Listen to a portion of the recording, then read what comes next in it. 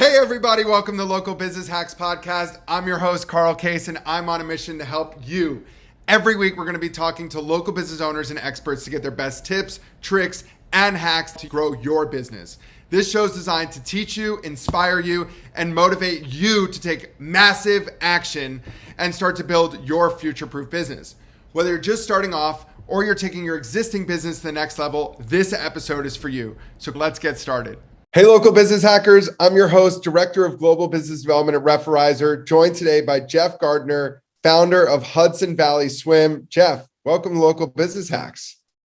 Thanks for having me, Carl. Very, very excited to be here. So I know you got an interesting story. Talk to me about what brought you and your brand to this point of franchising. Well, we started a long time ago, so 20 years, and it's just been gaining a lot of momentum. And just over a course of time, we were approached by a number of different franchise companies that do this for a living. And one time we just decided that after replicating our model with our own corporate locations, we started to get good at it. We figured out our own special sauce for how to duplicate a location. We figured might be a good time to do the same for others. It's such an important mission that we're on. That's awesome. And talk to me about what inspired Hudson Valley Swim. So we originally started in our own backyard. Honestly, the idea really spurred from having young children. And we used to bring an instructor in to teach our kids. And the instructor was really good. And after the summer was over, then what? There really wasn't anywhere else to take them. It was really important that they continue learning how to swim. And it's such a great exercise, if nothing else. They were all very athletic, but it's a good cross training exercise for any other sport. We just had nowhere to bring them. So we actually founded the idea 20 years ago to actually do this as a business. Originally starting in summer locations, outdoor locations, until we actually found an indoor location to conduct a program out of. And back here in Florida, an indoor pool is a really rare thing. So being in New York, it's more common. So talk to me about Hudson Valley Swim as a brand. How can people get involved? Where have you got? I know you're going through an exponential growth phase. Give us some deets. Okay. So we've actually been growing. I think we're working on our 7th location corporate-wise. These are the ones that we own and operate. What we did was, as part of the whole franchise development, we felt that we use a pool rental model. So we're using, and we prefer to use fitness facilities for a number of reasons we can talk about. But as a result of that, we put together a master agreement with one of the premier fitness companies in the country that gives us access to a bunch of pools. And as a result of that, not only are we able to offer those to franchisees, but we took advantage of that ourselves. And 3 of our new corporate locations are leveraging pools from Fitness International, which holds the eSporta Fitness and the LA Fitness brands.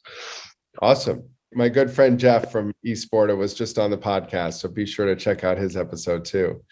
Is he corporate or is he one of the locations? Yeah, he's on the corporate board of operations. Okay. Yeah, good guy. Nice to meet him. Yeah. Yeah. So how can people get involved with HV Swim? hvswim.com. What's some more things that people can do? Yeah, so hvswim.com is where you can go to find all the locations. It's also where you can go to find out about the franchise offering. There's a direct link, franchise.hvswim.com will get you there as well. Currently, as far as the franchisees, I'm told we're ahead of the game. So we've been in the franchise business for about a year, a little over a year. I'm told that the average number of first-year sales is about 0.5. We actually have 4 sold and more coming. So we have locations, a franchise location in Northwest Tampa, and we have one that just opened up in Stamford, Connecticut. Our Tampa location just signed for another territory. So they're opening up in Dunedin, Florida. And our Stamford location just signed with Stratford, Connecticut. So we're proud of that. And the reason why is because that's showing their confidence in the business model they're executing. Right. One of the interesting things about our business is before you ever open the door, you're already taking pre-sales, and you do a lot of pre-sales. And it's reasonable to expect, it's not guaranteed, but it's reasonable to expect that you're actually breaking even before you ever start, which is a good feeling. And so when these companies sign on for another territory, they're doing that for a reason. They have that confidence. I love that. Proven business model, obviously. Yeah. Jeff, so I'd love to transition a little bit because I know you got some amazing stories that have taught you lessons over the last 20 years and ultimately motivated you, your wife, to expand this organization to where it is today. Talk to us a little bit about those tools in your toolkit, your local business hacks, and what molded them. Yeah. So, I mean, for us, I think really having a belief in the business, and that belief, it didn't start with that belief. Originally, it was, hey, here's an idea for a business. I had tinkered around with a few other businesses, and I felt initially, here's a business that we could run. There's an opportunity, there's a need, and we're going to fill a need. But over the course of time, really learning the statistics behind the fatal drownings in the United States. And it's been pretty consistent year over year. I mean, there's 4,000 drownings, fatal drownings in the United States every year. And that's 11 a day, by the way. And then there's another 8,000 or 22 a day that are near fatal. Okay. And the near fatal doesn't mean you are out of the woods. That could mean brain damage and respiratory issues and things like that. And so just really learning the fact that for children under 4, by taking swim lessons, it reduces their risk of fatal drowning by 88%. So, right? I mean, incredible. Yeah. So say that one more time, Jeff, because I think that everyone that didn't hear that needs to hear that. Drowning is the leading cause of accident-related death in children 4 and under. And by taking swim lessons, it reduces that risk by 88%. And these aren't my stats. These are CDC and the American Society of Pediatricians and so forth. Given that, we're on a mission. Yeah. It's like saving kids' lives. We trademarked swim lessons save lives. I mean, that's what we do. We totally believe in that. And so when you look at what are our tips and tricks, it's more than anything else, getting people to understand the impact of what they do and really get behind that. And when people come to you and say, hey, I want to get my kids into swim lessons, and you look at the schedule and you say, we don't have anything that time. No, you go out of your way to find something for them, right? It's really, really important that they learn. They're coming to you for help. And it's not an optional kind of skill anymore. People are realizing this. It's a critical skill. It's not like taking dance. My daughter grew up taking, in dance and gymnastics and all that stuff. To me, those are important, but they're optional. This is no longer optional. So getting behind what you do and having that mission is critical. It also drives you to further innovate and expand and want to bring your mission to the world because it's super imperative. It's amazing how many adults don't know how to swim. Mom, if you're listening to this podcast, I'm talking about you. That's an interesting dynamic. When we first started, we were totally focused on the youth. We're starting with the babies. We start, 5-6 months old.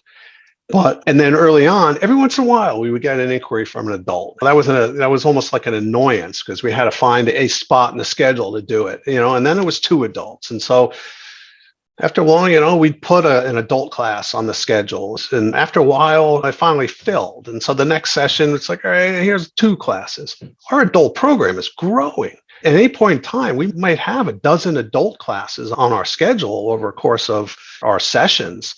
It's important. It's one of those things we talk to our franchisees about is asking that question. If an adult is watching a child in the pool and the adult doesn't know how to swim, what good are they, right?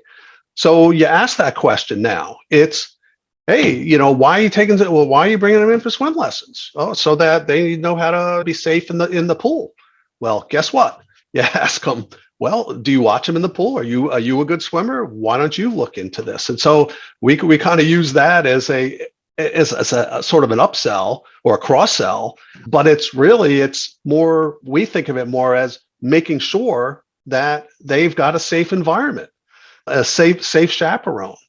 So it's at one point you have your sales hat on, and the other point you have your human hat on, Of right? course. No, it's amazing. I think everybody needs to get their hands on it. So once again, people, hvswim.com. Jeff, I'd love to transition a little bit into some questions that I have in regards to how you guys have expanded from being a corporate owned into franchising, and how do you set the franchisees up for success? So my first question is revolving partnerships. What have been, obviously, Esporta and having locations that have that, but as far as gaining access to children or parents that could and should take advantage of what you offer, what has been some great partnerships that you guys have that have helped aid that growth? So one of the aspects of our program is our special needs privates that we teach. Okay. And so they too need to be safe around the water. And so I won't say it's a partnership, but it's a relationship with a lot of the agencies in the area, because depending on the state, a lot of times the state gives them budget for doing activities. And so this is an important activity. And so we have those kinds of relationships. Relationships with the nursery schools, the preschools, and so forth, get them to see the mission that you're on and promote that. Schools is another kind of relationship that you can develop. Once again, it's a little harder to navigate the schools because you've got the whole school board thing and so forth, and you're a for-profit. And so they typically frown on some of it, but there are school districts that allow this important type of thing. We have partnerships and relationships with insurance companies. One of the things that we try to do is make it very easy to get into business quickly. So my background is, and I'm an engineer, and an interesting thing about engineers is they always have to fix everything, no matter what. They always look at things and go, all right, I can do it better, or there's ways to do it better, right? And so I'm always, let's put a process in place. Let's get this systematically done so it can be done, very smooth. And so I took that same approach once we decided to franchise. Let's see if we can streamline this whole thing. So insurance is a pain in the butt. Let's get a master agreement in place with an insurance company to cover all the 50 states. Awesome. Marketing, let's get a marketing package together that covers, so we're just looking at all the steps to get into business and to operate the business that will help somebody get in place quicker without them having to go figure it out. We're continuing to develop those things. Payroll is another area that I want to streamline as well. I mean, there's a lot of payroll companies out there, but they don't do exactly what I need. And so finding the right one is one of those things. Jeff, on cracking the school board and the other after-school programs, aside for bribing somebody with donuts and your smile, what have been some ways that you've been able to penetrate these markets? Because it is obviously the most valuable partnership that you can have for a children's program is to have a relationship with their school, but it is very difficult. So do you have some tips and tricks that you've learned that help you get to that right person or get in front of the students? I just actually discovered a company that has relationships with a lot of schools. And I'm working with them now to figure out the right way, because every school is a little different, their requirements and their yeses and nos. Given the fact that that's such a pain in the butt, there are other ways. For instance, PTAs. So typically a PTA at least once a year has things like a vendor day at an elementary school, right? It's a fundraising effort. It costs $20 to get a table. They get 50 tables there, 20 tables, whatever it is. They raise a little bit of money. Well, who attends? Parents of school children, right? So that's one way we look at, and we call that sort of the offsite marketing that we do. So we have, a few different aspects of our marketing program. One of it is offsite marketing, where you do things like that, the safety days and so forth at the preschools, where you're not governed by the school districts, but getting involved with the PTAs to do other activities where you can get in front of them. Awesome. Well, I appreciate the partnership talk. Obviously, grassroots marketing is super important. As far as marketing itself goes, when you speak about offers, has there been an offer that you've incentivized people to come in for the first time and try you, or do you typically roll them right into a package that lasts X amount of weeks and lessons? There's a few different things that we do. One, especially for the early stages of development, when we do have somebody that has enrolled, we offer a referral discount. So if they have friends that come in and they register them with us, then we give them $20 off the next session, kind of gets them to come back. And then that person, and so we promote it that way. So that's one way to grow. More established place, I don't do trials that much. We do offer a trial, but typically, so they're welcome to come in for a free class if they want to do the early stage. But it's, and it makes sense to do that. But it would be probably more advantageous to say, look, register, and if you don't like the class, we'll give you your money back, and Sure. and the thing is, we have such a good program that we have the confidence that if they do register and take a trial class, there's no way they're going to say no. What a product. It might sound cocky, but it's reality. We're a premium swim school. So one of the things that differentiates us is that we have very small classes. All right. And so you have more one-on-one with the teacher, but also our instructors are really high end. We're not really looking at a high school student that is on the swim team, that they just don't have the teacher experience, right? And they might not interact very well with the babies or the adults and so forth. So we're looking for very seasoned instructors, teachers of swimming. So I use the word teacher. Somebody that inspires you, right? You can relate to going back in high school or college, right? And you had these really smart people, very monotone, they were duds. You just couldn't wait to get out of that class, right? And then you had that one person that was jumping around and really wanted you to learn, really had a lot. Those are the kinds of people that we look for, the real dynamic, fun personalities. And so we're confident that once you get into one of those classes, that you'll be wowed, and so. That's awesome. Jeff, if you were to give your younger self a piece of advice that you've learned along your entrepreneurial journey, what would it be? And when did you learn it? Early on, I didn't grow up with means. All right. And so when I went away to college, it was purely to find a career that paid well so that I could be sustained and that I could possibly even do in phases. So I originally started out with a 2-year engineering degree and then got a job, and continued until I was finished, right? And so it wasn't something I loved, and I really believed in. And I was in the technology field for years. And a lot of what I did was I was almost an expert in a field of one.